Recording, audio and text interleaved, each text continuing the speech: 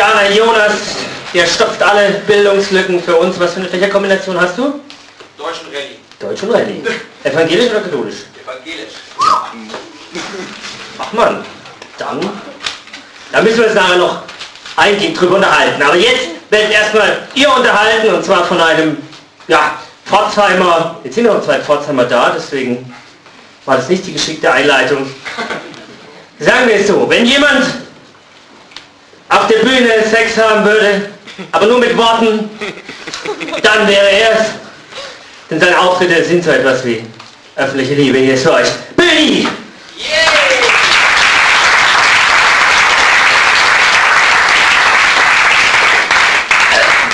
Ein älterer Text mit stilistischen Schwächen, schlechten Witzen, aber in Runde 2 steigere ich mich. Ich will Nazis die Bürofenster mit Stein einwerfen, mit den Linken mitmarschieren nach Freiheit und Unabhängigkeit brüllen, um für die Diktatur des Proletariats.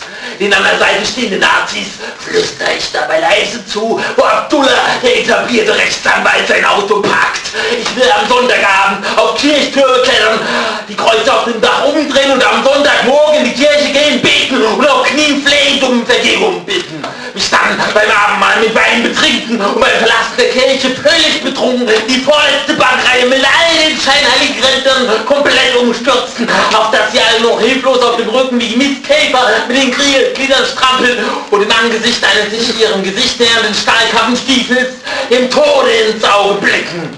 Der Fahrer würde mir dann mit der rechten einen Haken verpassen, mitten auf meine Nase, und dann, ja dann, würde ich auf einem Bein stehen geloben, dass allein der Wein, das vom Heiland begossene Blut schuld an meiner Eskapaden sei und ich vom Wein aufs Malzbier umsteigen würde. Ja, Malzbier trinken würde ich dann den Greenpeace beitreten, mich von Zügen absichtlich vertröppeln lassen, würde aber immer noch das Unkraut aus meinem Garten reißen. Aber einen einsamen Baum, es muss ja sein, auf meinem Balkon in der Großstadt pflanzen. Dieser Baum würde wie ein Magnet ganz Journalisten Legionen anziehen.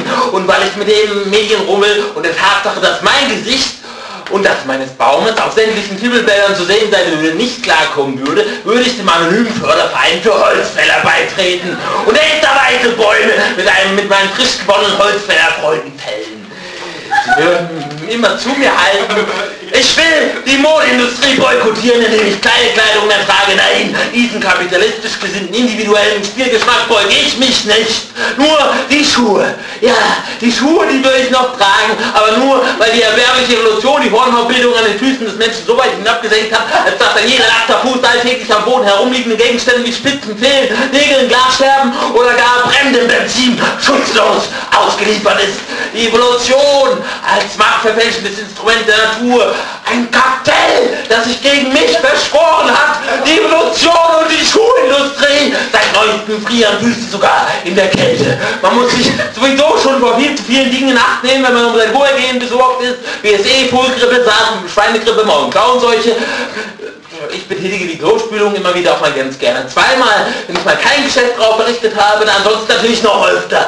Viren kriechen durch Kanäle, durch Rohre, durch Ritzen. Unsichtbar sind sie, nicht einmal mit 4 Brillen kann man sie sehen.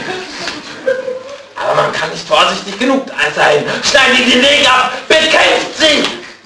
Kommt selbst euren engsten Freunden und Verwandten nicht zu nahe, denn die sind schon von ihnen befallen worden. Die kleinen Bösen sind überall. Es ist ein Krieg. Und den Krieg werde zumindest ich gewinnen. Ein Krieg gegen alles und jeden, selbst gegen meine Nachbarn. Jeden Tag grüße ich meinen, erkundige mich, ob es ihm gut geht, und er erwidert jedes Mal, dass es ihm gut geht. Es ist zum Verzweifeln, jedes Mal geht es ihm gut, und deshalb kann es einfach nicht anders. Jede Woche lege ich ihm eine Briefbombe zum Sonntag in seinen Briefkasten, hat später schon keine Hände mehr, und morgen sitzt er vor seinem Briefkasten, tastet sich mit seiner künstlichen Handprothese durch das Briefkastenfach und entschärft Briefbomben. Ich selbst will die Welt verändern, die Welt verbessern. Ich will meine Mama siezen, fremde duzen. Ich will die Tour de France mit einem glatten Hinterrad gewinnen und Angela Merkels Herz mit an sie adressierte, von mir unterzeichnete Goethe-Gedichte erobern. Dann würde ich Sex mit ihr haben, ganz ohne Gummi, die nackte Haut. Ich würde sie mit HIV infizieren. passieren, sie würde AIDS bekommen und dann sterben. Und dann wäre ich Bundeskanzler, der mächtigste, schönste und tollste im ganzen Land. Nein, was rede ich, auf der ganzen Welt.